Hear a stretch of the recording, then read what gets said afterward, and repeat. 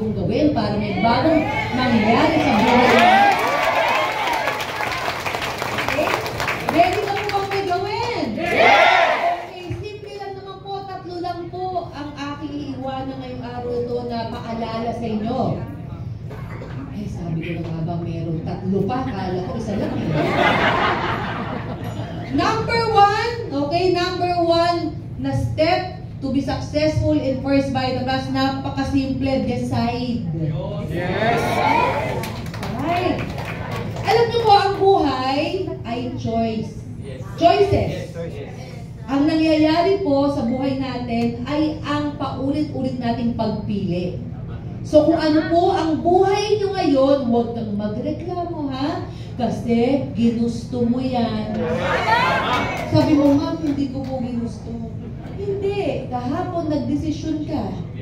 Okay? Kung ano, nagdesisyon ka kahapon na, mainit, nakakatamad lumabas.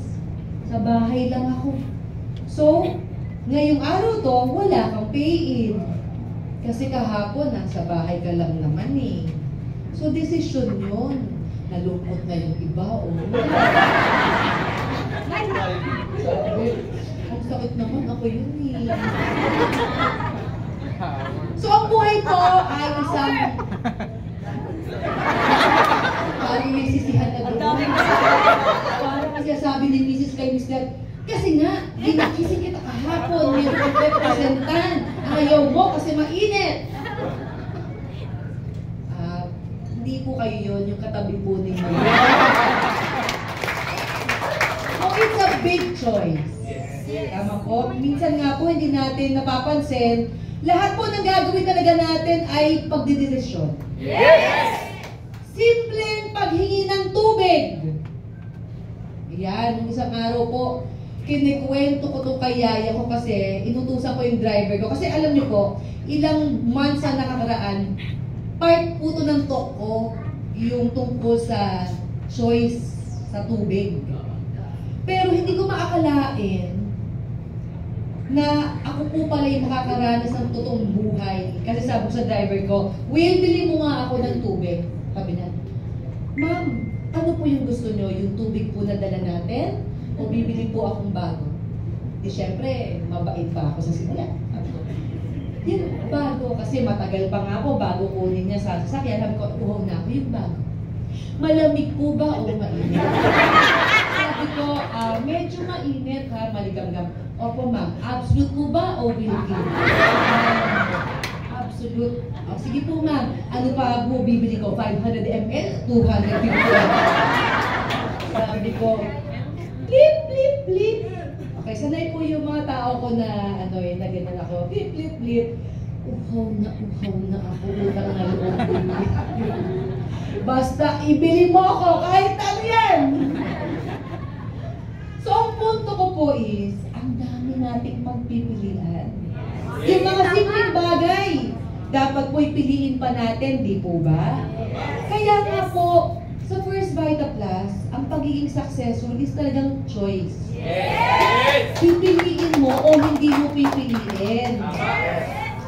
Bakit po yan ang unang-unang gagawin natin sa buhay natin? Kasi ganito po yan ha.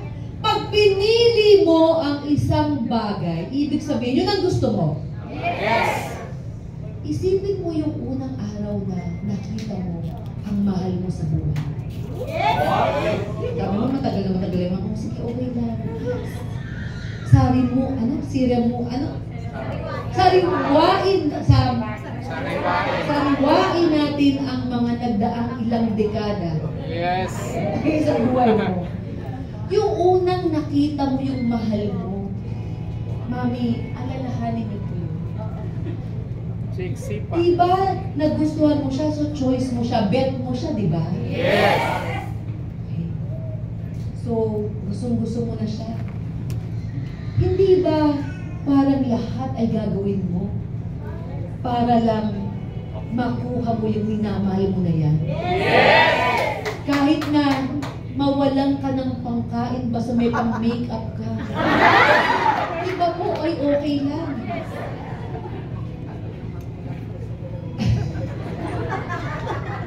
Kasi naghahampasan po.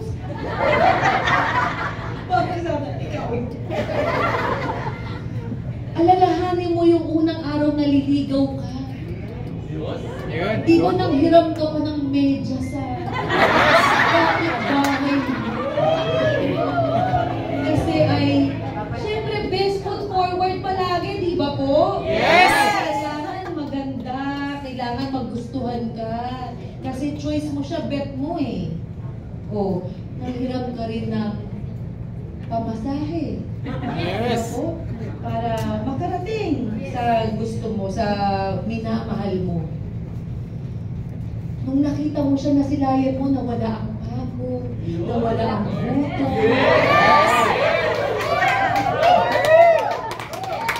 Bakit ganyan kayo? Ano? Kapag ka yung mga kalandian mo, grabe yung kilig nyo. Pero tama naman po, di ba? Ang lakas ng tawa mo to. Pero di ba lahat gagawin mo? Kasi yung bet mo, yun ang choice mo eh. Yes! Okay, o ito na ha. Eh ano naman kinalaman mo sa First Vital Plus, ma'am? Malaki po. Kasi isipin mo, pinili mong umasenso to yumaman sa First Vital Plus. Yes! Kung tatanungin naman kita kayo, siyempre, hindi mo sabihin na, ayoko, ma'am, ayoko. Ayoko maging mayaman. Ayoko maging mayaman. Ayoko umasenso. Okay nga akong ganito. Hindi ko makain. Okay? Kinakatok ng mga may utang sa akin. Nagpapalpitate ako kapag na lang po mayroong kumakatok sa namin, sa bahay namin. Okay? Hindi ko alam kung saan ako susuot kapag naririnig ko na yung mangungubra ng mangungubra, waiting nga tayo. Yung sisingil ng kuryente ng bahay namin. Okay lang na magsinungaling yung anak ko. Napag tanong niya sa nanay mo, wala po dito. Wala po. Tapos sabi, nakarelate naman daw po kayo. Tapos, minalipas na kayo ng kapit ba? So, nakarelate ka.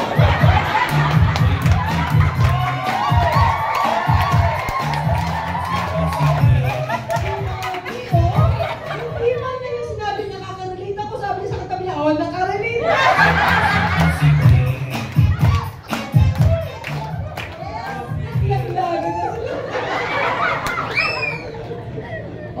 Tinuruan mo magsinungaling anak mo. Nawala po dito si nanay ko. Di ba po, nay? Nasa kisa mo pala. So, sasabihin mo sa akin, okay na ako sa ganang buhay. Meron totoo ka kaya? Nagkasabi ka kaya ng totoo na okay ka lang? Siyempre, kung may choice ka, kung meron kang pwedeng pagdesisyonan, siyempre pipiliin mo na umasenso mga choice. Okay. Kunyari ako si Boy Abutan. Yes! Real talk to ha. Lights on, lights off. So ang tanong ko is, ano ba ang gusto mong buhay? Ikaw magdidesisyon eh. Tama!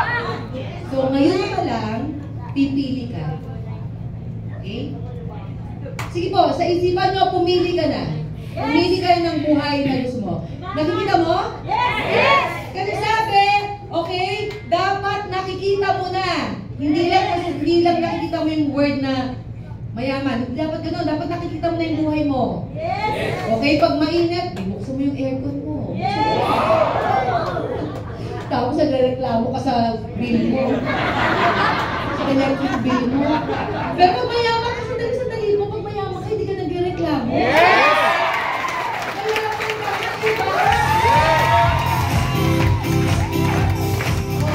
Pag may pupuntahan ka, sabi mo sa driver mo, real.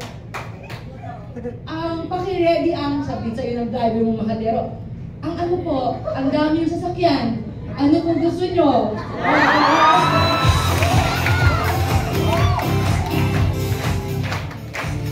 Sabihin mo, marami ba akong sasakyan?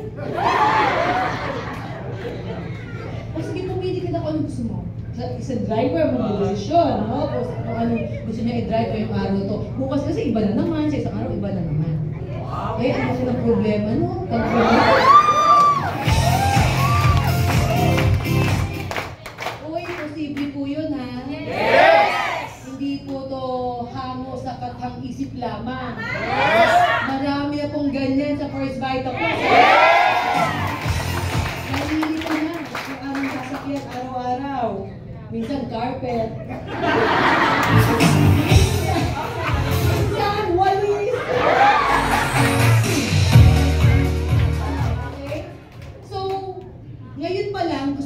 makikita mo na yung buhay na meron ka na gusto mo.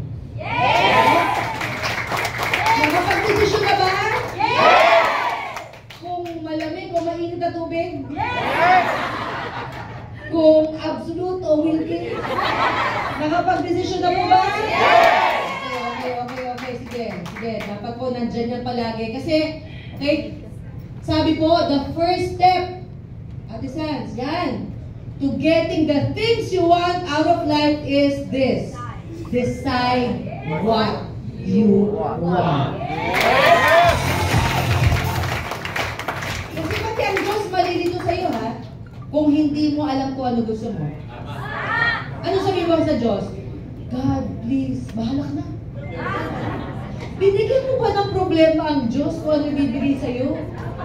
Bakit pinilitsyoy ng Diyos? Bakit hindi sabihin ng kay God na, God, okay, ito po ah. Real talk. Bigyan mo naman ako ng magandang buhay. Okay? Yung araw-araw kumakain at isang beses ng araw, huwag naman masyado kung bigyan mo na ako ng magandang buhay.